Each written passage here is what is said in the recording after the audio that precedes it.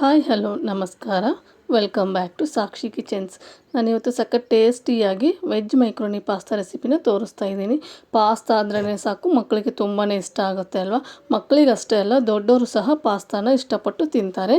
ಹಾಗಿದ್ರೆ ಬನ್ನಿ, ತಡ ಮಾಡ್ದೇ ಈ ಪಾಸ್ತಾ ರೆಸಿಪಿನ ಯಾವ ಥರ ಮಾಡೋದು ಅಂತ ಇವತ್ತು ನಿಮ್ಮ ಜೊತೆಗೆ ನಾನು ಶೇರ್ ಮಾಡ್ತೀನಿ.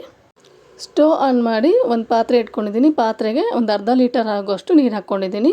ಆ ನೀರಿಗೆ ಇವಾಗ 1 ಸ್ಪೂನ್ ಎಣ್ಣೆ ಹಾಕ್ಕೊತಾ ಇದ್ದೀನಿ. ಎಣ್ಣೆ ಏನಕ್ಕೆ ಅಂದರೆ ನಾವು ಪಾಸ್ತಾ ಬೇಯಿಸ್ಕೊತೀವಲ್ವ, ಅಂಟ್ಕೋಬಾರ್ದು ಅನ್ನೋದ ಕಾರಣಕ್ಕೆ ಇಲ್ಲಿ ಎಣ್ಣೆನ ಹಾಕ್ಕೊತಾ ಇದ್ದೀನಿ. ಎಣ್ಣೆ ಆದ ನಂತರ ಒಂದು ಸ್ವಲ್ಪ ಉಪ್ಪು.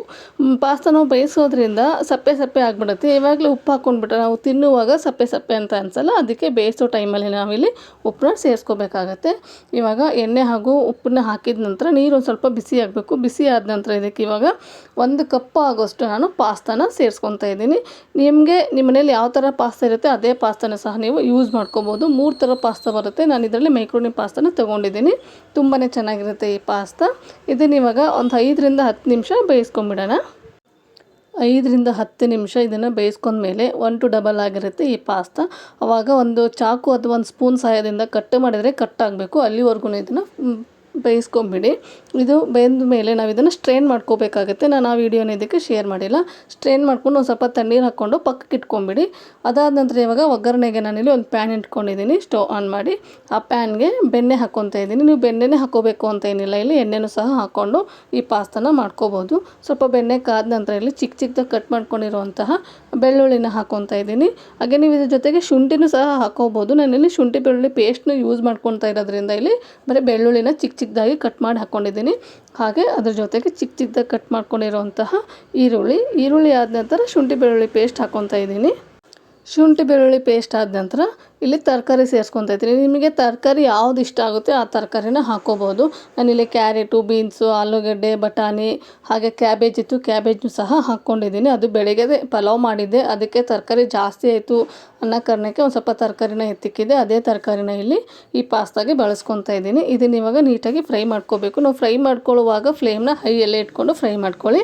ಇವಾಗ ಇದಕ್ಕೆ ಸ್ವಲ್ಪ ಉಪ್ಪು ಹಾಕ್ಕೊಳ್ಳೋಣ. ನಾನಿಲ್ಲಿ ಇವಾಗ ತರಕಾರಿ ಏನು ಹಾಕ್ಕೊಂಡಿದ್ದೀನಲ್ಲ ಅದಕ್ಕೆ ಮಾತ್ರ ಆಗೋಷ್ಟು ಉಪ್ಪನ್ನ ಸೇರಿಸ್ಕೊಂಡಿದ್ದೀವಿ. ನಾವು ಪಾಸ್ತಾ ಬೇಯಿಸುವಾಗ ಉಪ್ಪನ್ನ ಹಾಕ್ಕೊಂಡಿದ್ದೀವಿ, ಅದಕ್ಕೋಸ್ಕರ. ಅದಾದ ನಂತರ ಇಲ್ಲಿ ಸೋಯಾ ಸಾಸ್ ಹಾಕ್ಕೊತಾ ಇದ್ದೀನಿ.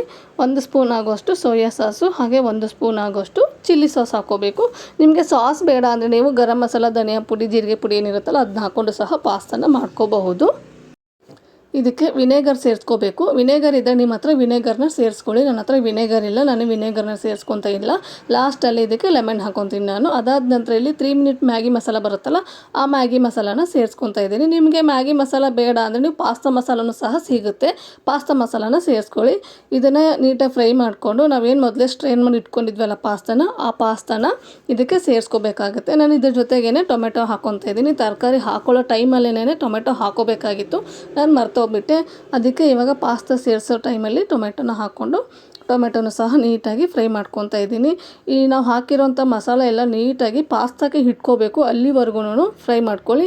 ನಾವು ಯಾವ ಥರ ಫ್ರೈ ಮಾಡಬೇಕು ಅಂದರೆ ಹಾಕಿರೋಂಥ ಪಾಸ್ತಾ ಪೂರ್ತಿಯಾಗಿ ರೆಡ್ ಕಲರ್ ಆಗುತ್ತೆ, ಅಲ್ಲಿವರೆಗೂ ಇದನ್ನು ಫ್ರೈ ಮಾಡ್ಕೋಬೇಕಾಗುತ್ತೆ. ಒಂದು 3 ರಿಂದ 4 ನಿಮಿಷ ಆದರೆ ಸಾಕು. ನೋಡಿ, ಇಲ್ಲಿ ಈ ಥರ ಕಾಣಬೇಕು ನಮಗೆ ಹಾಕಿರೋಂಥ ಪಾಸ್ತಾ.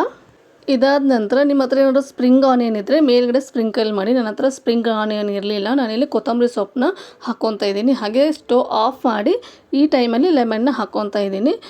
ಈ ಥರ ಪಾಸ್ತಾನ ಮಕ್ಕಳು ಬರೋ ಟೈಮಿಗೆ ಮನೇಲಿ ರೆಡಿ ಮಾಡಿ ಇಟ್ಕೊಂಡ್ಬಿಟ್ರೆ ಮಕ್ಕಳು ಮಾತ್ರ ತುಂಬಾ ಇಷ್ಟಪಟ್ಟು ತಿಂತಾ ಇರ್ತಾರೆ. ಜಿಟಿ ಮಳೆ ಬರ್ತಾ ಇರಬೇಕು, ಈ ಥರ ಪಾಸ್ತಾ ಮನೇಲಿ ಮಾಡಿಟ್ರೆ ಮಕ್ಕಳು ಮಾತ್ರ ಒನ್ ಮೋರ್ ಅಂತ ಹೇಳ್ಕೊಂಡು ತಿಂತಾ ಇರ್ತಾರೆ. ಮಕ್ಕಳು ಅಷ್ಟೇ ಅಲ್ಲ, ದೊಡ್ಡವ್ರಿಗೂ ಸಹ ಇಷ್ಟ ಆಗುತ್ತೆ. ಅಷ್ಟೊಂದು ಚೆನ್ನಾಗಿರುತ್ತೆ, ಹುಳಿಯಾಗಿ ಖಾರವಾಗಿ ಸಖತ್ತಾಗಿ ಟೇಸ್ಟಿಯಾಗಿರುತ್ತೆ. ಈಸಿಯಾಗಿ ಮನೆಯಲ್ಲೇ ನಾವು ಮಾಡ್ಕೋಬೋದು. ನೋಡಿ, ಪಾಸ್ತಾ ರೆಡಿಯಾಗಿದೆ. ನಾನಿಲ್ಲಿ ಒಂದು ಬೌಲಿಗೆ ಹಾಕಿ ಸರ್ವ್ ಮಾಡಿದ್ದೀನಿ. ಇದನ್ನು ಒಂದು ಬೌಲಿಗೆ ಹಾಕಿದ ಮೇಲೆ ಮೇಲ್ಗಡೆ ಒಂದು ಸ್ವಲ್ಪ ಚೀಸ್ನ ತುರಿದ್ಬಿಟ್ಟು ಹಾಕಿ ಮಕ್ಳಿಗೆ ತುಂಬಾ ಇಷ್ಟ ಆಗುತ್ತೆ. ನೋಡಿದ್ರಲ್ಲ ಪಾಸ್ತಾ ಯಾವ ಥರ ಮಾಡೋದು ಅಂತ, ಸೂಪರ್ ಟೇಸ್ಟಿಯಾಗಿರುತ್ತೆ ಈ ಪಾಸ್ತಾ. ಹಾಗಿದ್ರೆ ನಾನು ಮಾಡಿರೋವಂಥ ಈ ಪಾಸ್ತಾ ರೆಸಿಪಿ ನಿಮಗೆ ಇಷ್ಟ ಆದರೆ ಪ್ಲೀಸ್ ಲೈಕ್ ಮಾಡಿ, ಶೇರ್ ಮಾಡಿ, ಕಾಮೆಂಟ್ ಮಾಡಿ. ಹಾಗೆ ನನ್ನ ಚಾನಲ್ನ ಸಬ್ಸ್ಕ್ರೈಬ್ ಮಾಡೋದನ್ನು ಮಾತ್ರ ಮರಿಬೇಡಿ. Thank you.